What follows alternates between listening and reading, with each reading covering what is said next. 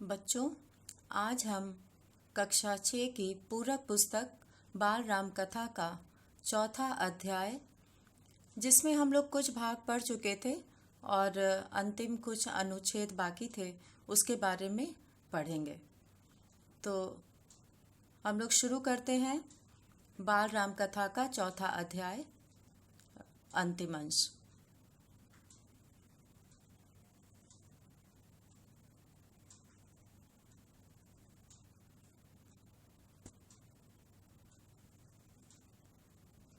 तो इससे पहले हम लोग पढ़े थे कि कोप भवन में रानी कैकेयी राजा दशरथ के माध्यम से राम को बुलाकर अपने मन की बात दो वरदान के बारे में बोलती हैं, बताती हैं राम को। और राम अपने पिता के इस वरदान जो उन्होंने कैकेयी को दिया था, उसका तुरंत पालन करने के लिए तैयार हो जाते हैं। और पूरे अयोध्या वासी जब ये समाचार सुनते हैं तो उन्हें बहुत दुख होता है और वो राम के साथ चलने के लिए तैयार हो जाते हैं। सीता और लक्ष्मण भी राम के साथ 14 वर्ष के वनवास के लिए जाने की तैयारी करते हैं। और रानी कैकेयी राम, लक्ष्मण और सीता के लिए वन में जाते समय वल्कल वस्त्र देती हैं, जिसे पहनकर उनको वनवास के लिए जाना था, और वो लोग राजसी वस्त्र उतार देते हैं। और ये सब देखकर महर्षि वशिष्ठ बहुत नाराज़ होते हैं, उन्हें बिल्कुल भी अच्छा नहीं लगता। और वे कहते हैं कि सीता वन जाएगी तो सभी अयोध्या वासी भी उनके साथ जाएंगे।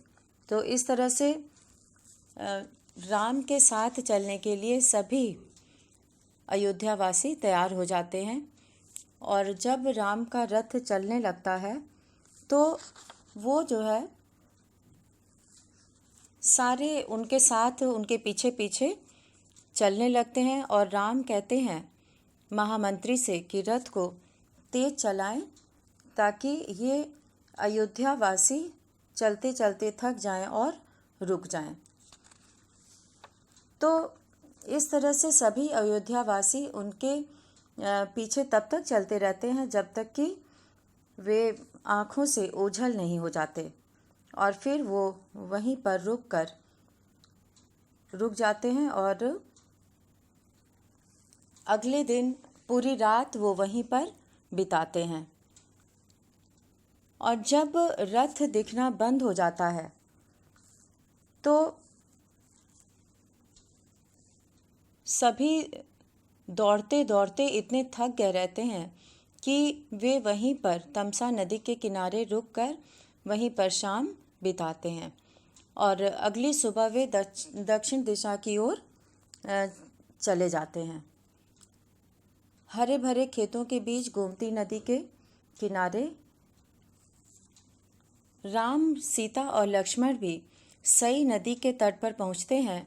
और अपने राम मुड़कर अपनी जन्मभूमि अयोध्या की ओर देखते हुए कहते हैं कि हे जननी, अब 14 वर्ष बाद ही तुम्हारे दर्शन मैं कर पाऊंगा। तो इतना हम लोग इसके पहले वाले वीडियो में पढ़े थे। अब हम लोग यहाँ से पढ़ेंगे इस अनुच्छेद से कि शाम होते होते वे गंगा के किनारे पहुँच गए और श्रृंगवेरपुर गांव का नाम था श्रृंगवेरपुर। और निषाद राज गुह ने उनका स्वागत किया और राम ने रात वहीं विश्राम किया, गुह राज के अतिथि के रूप में। वन क्षेत्र आ गया था, यानी कि वहाँ से जंगल शुरू हो गया था नदी के उस पार। तो निषाद राज ने राम, लक्ष्मण और सीता का बहुत अच्छे से स्वागत किया और उन्हें वहाँ पर विश्राम करने के लिए कहा। और वो उसे अतिथि, जैसा कि अतिथि को देवता माना जाता है, तो राम को उन्होंने अतिथि के रूप में वहाँ पर विश्राम कराया और अगली सुबह राम ने महामंत्री को समझा बुझाकर वापस भेज दिया। दोनों राजकुमारों और सीता ने नाव से नदी पार की। सुमंत्र तट पर खड़े रहे और वनवासियों के उस पार उतरने तक। उसके बाद वे अयोध्या लौट आए।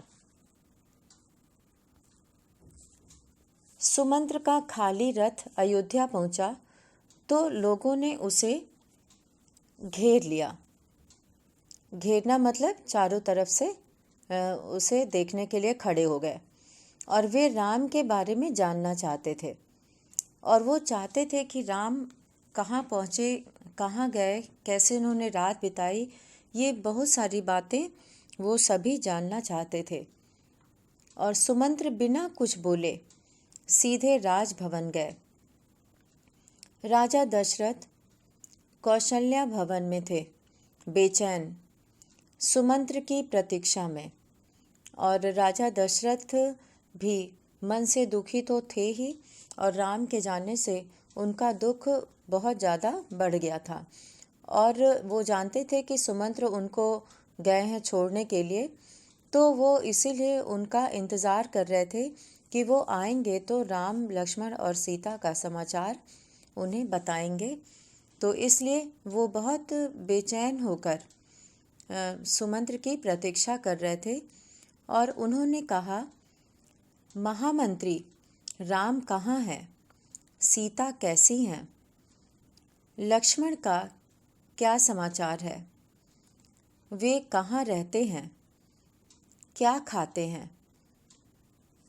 अब राम, लक्ष्मण और सीता महलों में रहने वाले थे, तो इसलिए जंगल का वातावरण और वहाँ उनका भोजन और रहने का जगह, ये सब जो है लेकर राजा दशरथ बहुत चिंतित थे और उन महामंत्री के आते ही उन्होंने कई प्रश्न किए और वो जानना चाहते थे कि राम कहाँ है और सीता कैसी है और लक्ष्मण का क्या हालचाल है, वे कैसे हैं और वो किस जगह रहते हैं, क्या उनको रहने का स्थान कहाँ है उनका और वो क्या खाते हैं।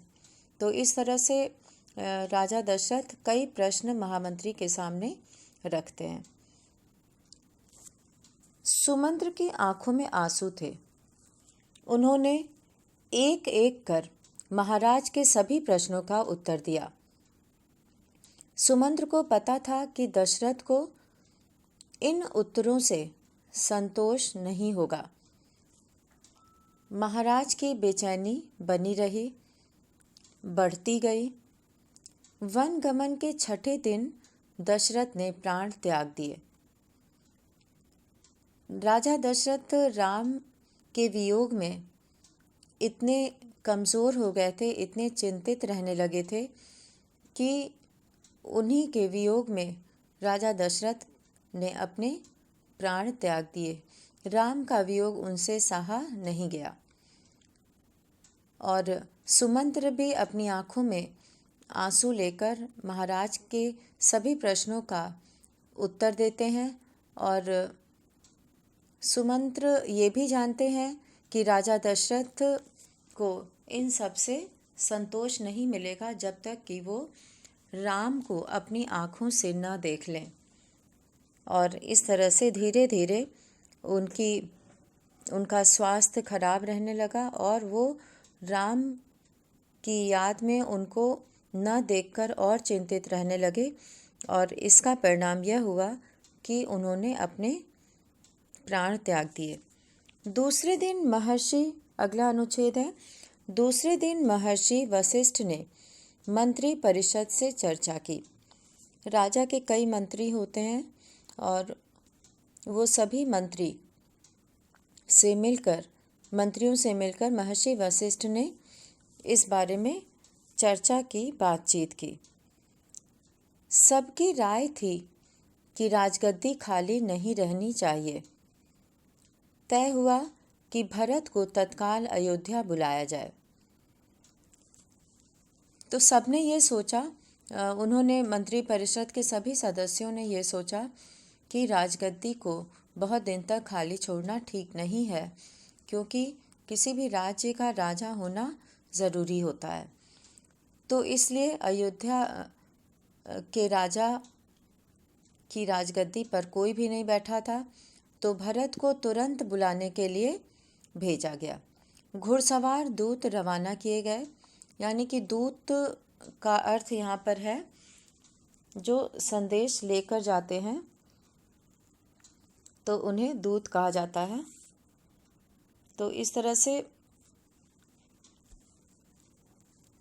घुड़सवार दूत यानी जो घोड़े पर बैठकर जाते हैं, ऐसे दूत जो है वो भरत को लाने के लिए भेजे गए, और इस निर्देश के साथ कि उन्हें अयोध्या की घटनाओं के संबंध में मौन रहना है, और उनको ये बताया गया, निर्देश दिया गया। निर्देश देना मतलब समझाना, बताना कि क्या करना है, क्या नहीं करना है। तो उनको ये समझाया गया कि उन्हें अयोध्या में कौन सी घटना घटी है, क्या हुआ है, और इस बारे में उन्हें क्यों बुलाने के लिए आया गया है। तो इस तरह से उन्हें बताना कुछ भी मना था। तो इस बारे में उनको मौन रहना है, अर्थात कुछ भी नहीं बोलना है। तो राम का वन गमन इस तरह से इस पाठ के माध्यम से पूरा वर्णन किया गया। और अब इस पाठ पर हम लोग छोटे छोटे प्रश्न देखेंगे अनुच्छेद से कि इसमें इसका उत्तर और उसके बारे में क्या उसका उत्तर हो सकता है। तो इसमें सबसे पहले हम लोग पहला अनुच्छेद देखेंगे यहाँ पर। तो पहले अनुच्छेद में सबसे पहला जो है यहाँ पर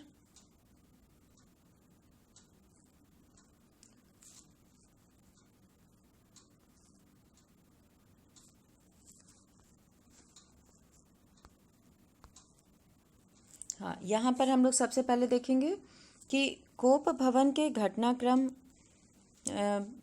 की वहाँ के अयोध्या के महामंत्री का नाम क्या था और अयोध्या में किस चीज़ की तैयारी चल रही थी। पहला प्रश्न यहाँ पर है कि अयोध्या में किस चीज़ की तैयारी चल रही थी। तो यहाँ पर अयोध्या में राज्याभिषेक की तैयारी चल रही थी, राम के राज्याभिषेक की तैयारी चल रही थी। और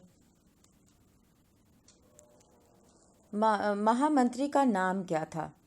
तो यहाँ पे महामंत्री का नाम सुमंत्र था। और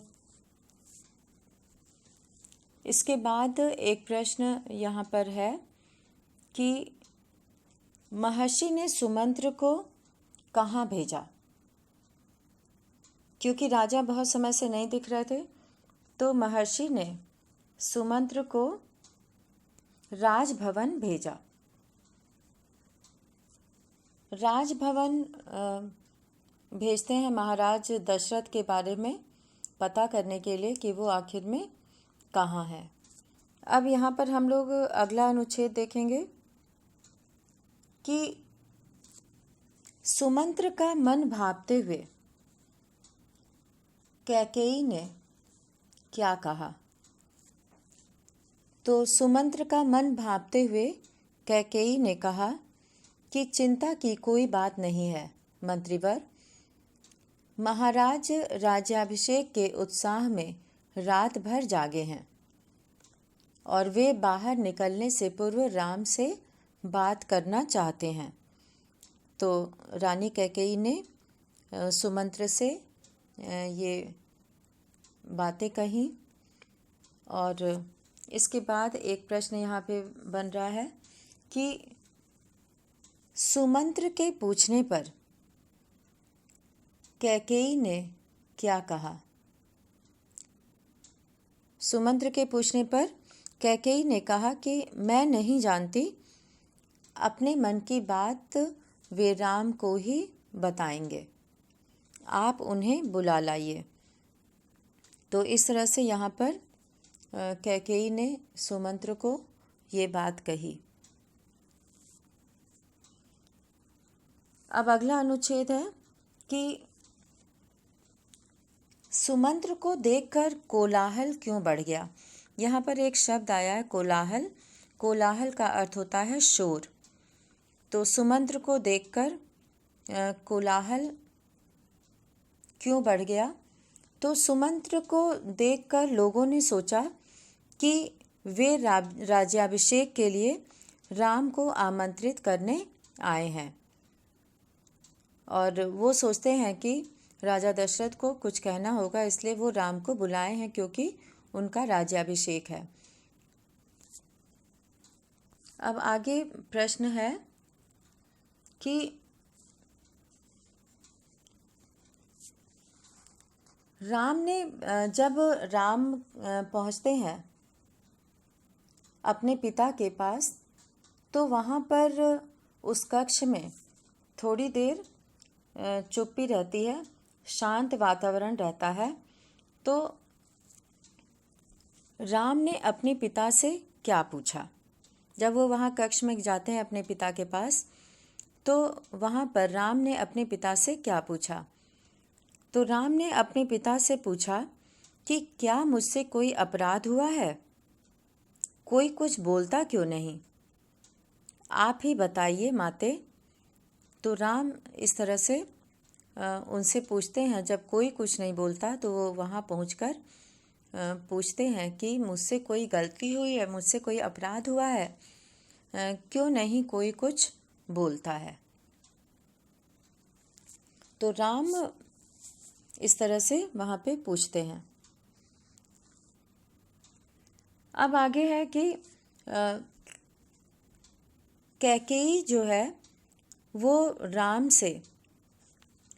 को 2 वरदान के बारे में कैसे बताती है, क्योंकि महाराज दशरथ के अंदर इतनी हिम्मत नहीं थी, इतना साहस नहीं था, और वो अपने प्रिय पुत्र के लिए ये वचन अपने मुख से नहीं निकाल पा रहे थे कि मैं कैसे उसे बताऊं कि उसके लिए कैकेयी ने क्या सोचा है। तो राम को 2 वरदान, प्रश्न बनता है कि राम को 2 वरदान के बारे में कैकेयी ने कैसे बताया। तो कैकेयी ने बोलना शुरू किया कि महाराज दशरथ ने मुझे एक बार 2 वरदान दिए थे। ये घटना है एक युद्ध के समय की, जब महाराज दशरथ का पहिया कीचड़ में फंस गया था और उन्होंने उसे निकालने में उनकी मदद की थी।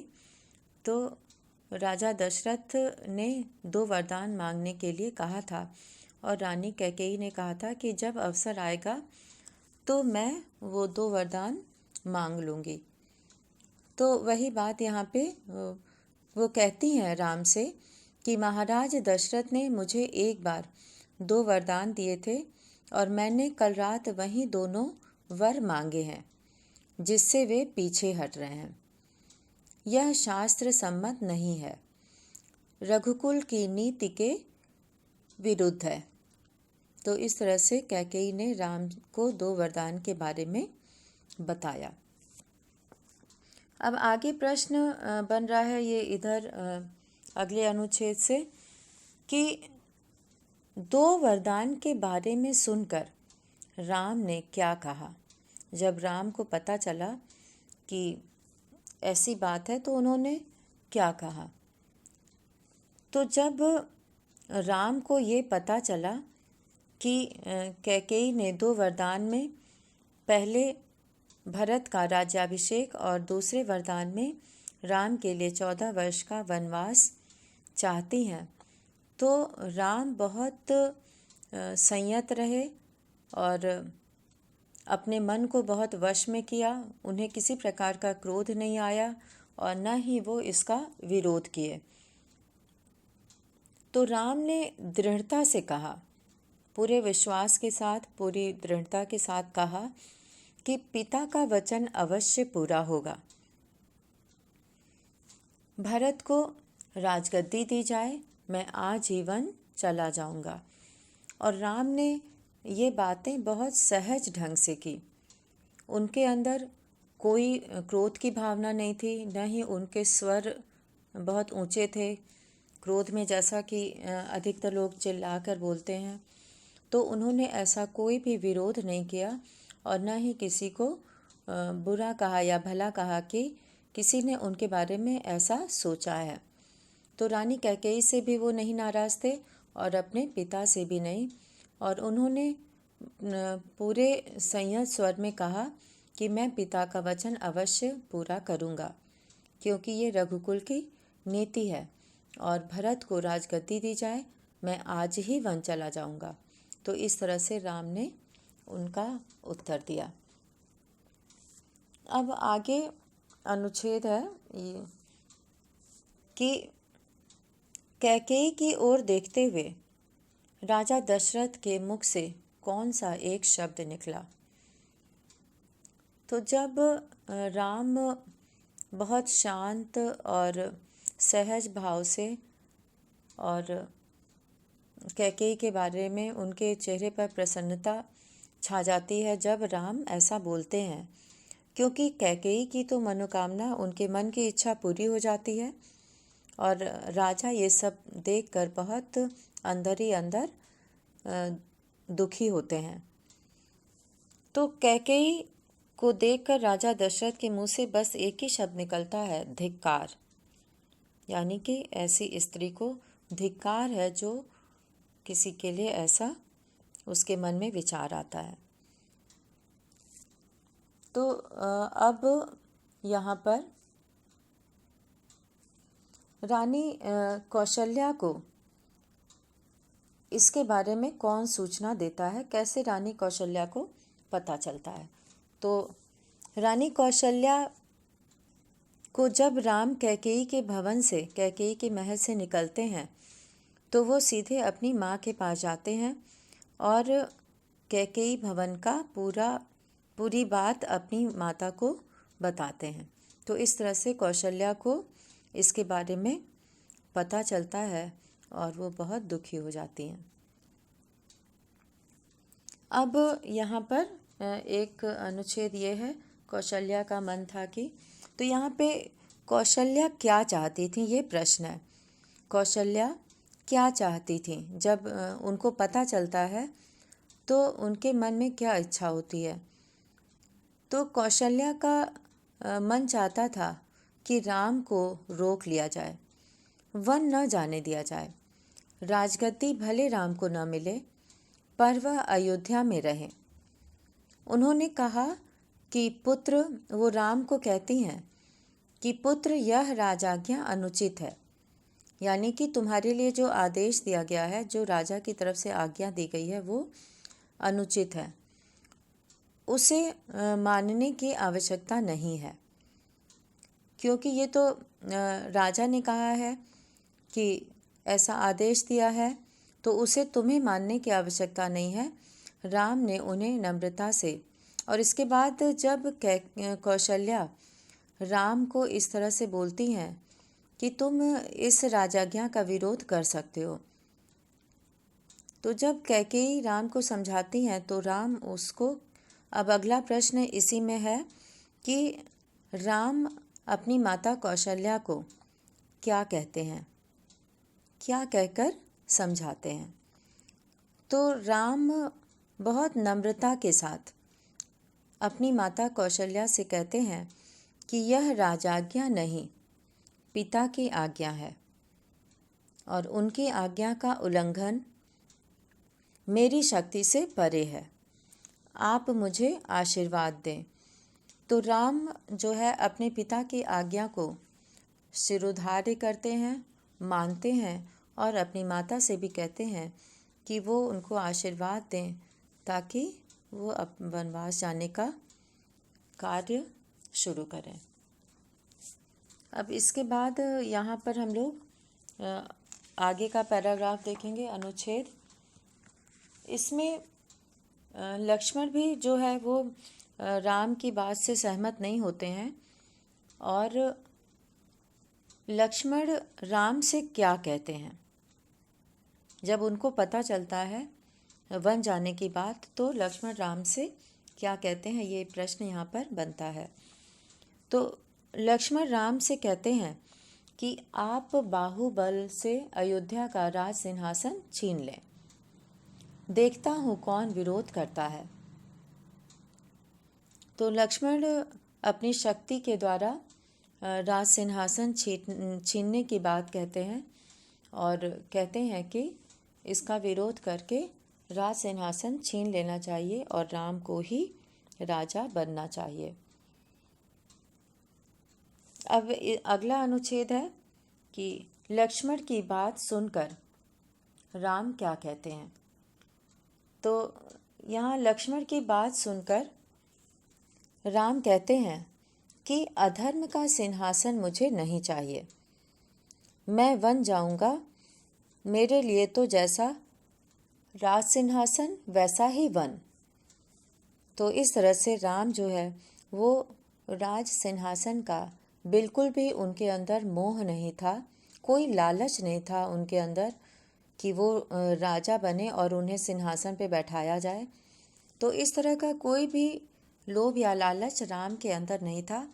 वो रघुकुल की जो रीति थी वचन निभाने की, तो वो अपने पिता के वचन का पालन करना ही सबसे बड़ा धर्म समझते थे।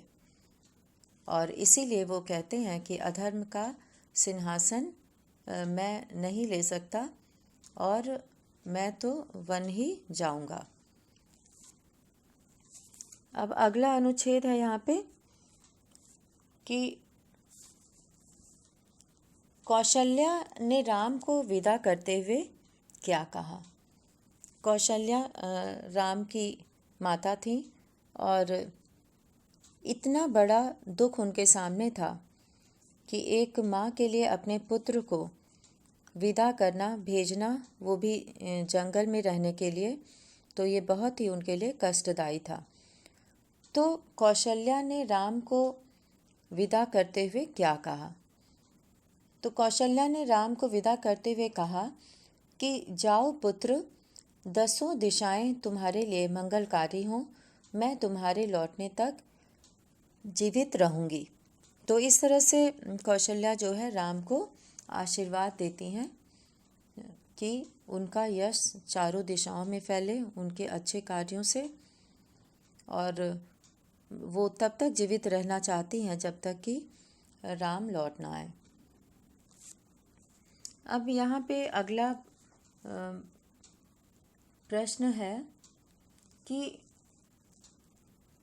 जब राम के वन जाने का समाचार सीता को मिलता है, तो सीता जो है वो राम के साथ जाना चाहती हैं, लेकिन राम मना करते हैं कि वन का जीवन उनके लिए उचित नहीं है, वो सुरक्षित नहीं है। लेकिन सीता जो है वो कहती हैं, यहाँ पे है कि सीता कहती हैं, वो अपनी बात राम के समक्ष रखती हैं। तो सीता ने राम से क्या कहा वन में साथ जाने के लिए। तो सीता ने वन में राम के साथ जाने के लिए ये बात कही कि मेरे पिता का आदेश है कि मैं छाया की तरह हमेशा आपके साथ रहूं। और अंततः राम को उनकी बात माननी पड़ी। तो इस तरह से सीता ने साथ चलने के लिए राम से इस प्रकार कहा। अब अगला अनुच्छेद है राम क्यों चाहते थे कि सीता वन न जाए। तो राम नहीं चाहते थे कि सीता वन में जाएं, क्योंकि वो कहते हैं कि वन का जीवन बहुत कठिन है, न रहने का ठीक स्थान, न भोजन का ठिकाना, कठिनाइयाँ कदम कदम पर। और वो कहते हैं कि तुम महलों में पली हो और ऐसा जीवन कैसे जी सकोगी, यानी जंगल का जीवन, वन का जीवन तुम कैसे जी सकोगी, तुमने कभी ऐसा कष्ट भरा जीवन नहीं देखा है। अब आगे प्रश्न है कि राम ने कक्ष में जब प्रवेश किया, जब राम दशरथ के पास जाते हैं उनके कक्ष में प्रवेश करने के लिए जंगल जाने से पहले, तो यहाँ पे प्रश्न है कि राम के कक्ष में प्रवेश करने पर राजा दशरथ उनसे क्या कहते हैं। तो यहाँ पर राजा दशरथ कहते हैं कि पुत्र, मेरी मति मारी गई थी। मति मतलब बुद्धि। मेरी मति मारी गई है, मैं वचनबद्ध हूँ। ऐसा निर्णय करने के लिए विवश हूँ, पर तुम्हारे ऊपर कोई बंधन नहीं। मुझे बंदी बना लो और राज संभालो। यह राज सिंहासन तुम्हारा है, केवल तुम्हारा। तो इस प्रकार राजा दशरथ राम को कहते हैं, और राजा दशरथ ऐसा इसलिए कहते हैं क्योंकि वो नहीं चाहते थे कि राम जंगल जाएं। अब अगला प्रश्न है कि वन जाने से पहले रानी कैकेयी ने राम, सीता और लक्ष्मण को कैसे वस्त्र दिए। तो इसका उत्तर है कि रानी कैकेयी ने राम, लक्ष्मण और सीता को वल्कल वस्त्र दिए, गेरुए वस्त्र, वल्कल वस्त्र दिए। अब अगला प्रश्न इसी में है कि वहाँ पर मुनि वशिष्ठ भी थे, तो मुनि वशिष्ठ से भी ये सब दृश्य देखा नहीं जा रहा था, तो उन्होंने क्रोध आ गया। तो यहाँ प्रश्न है कि महर्षि वशिष्ठ ने क्रोध में क्या कहा। तो यहाँ पे उत्तर है कि महर्षि वशिष्ठ ने क्रोध में कहा कि सीता बन जाएगी तो सब अयोध्यावासी उसके साथ जाएंगे।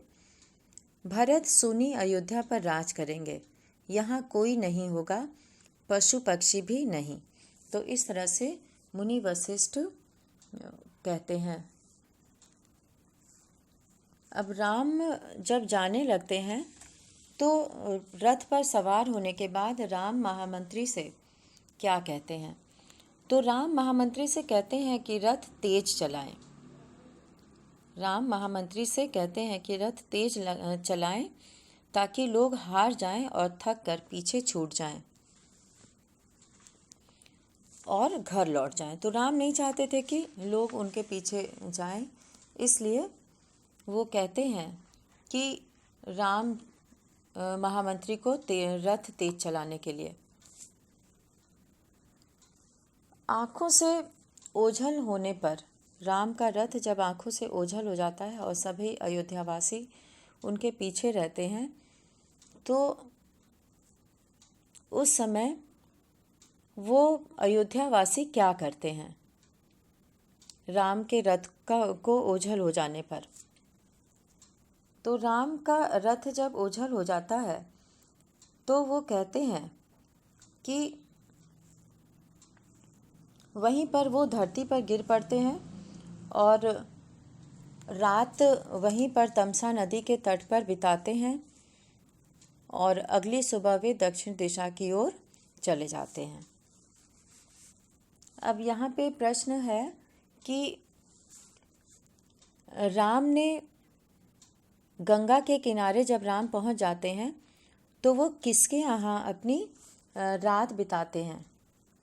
तो यहाँ पे वो निषाद राज गुह के यहाँ विश्राम करते हैं और वहीं अपनी रात बिताते हैं।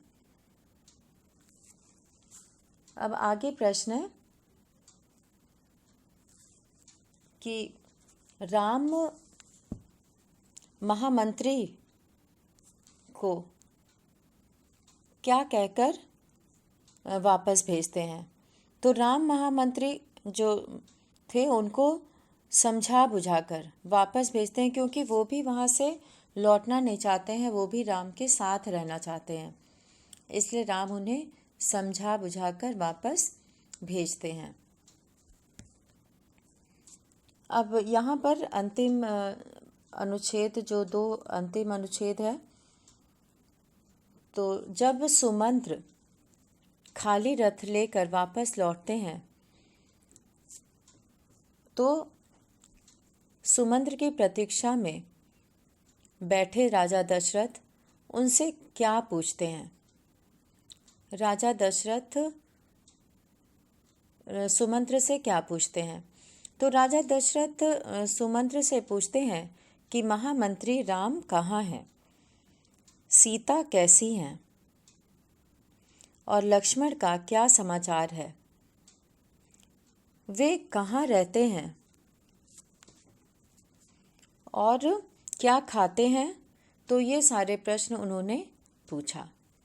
तो आज हम लोग इस बाल राम कथा के चौथे अध्याय में ये चौथा अध्याय हम लोगों ने पूरा किया और इसमें हम लोगों ने बहुत सारे अनुच्छेद पर आधारित प्रश्न और उसका उत्तर समझा गया।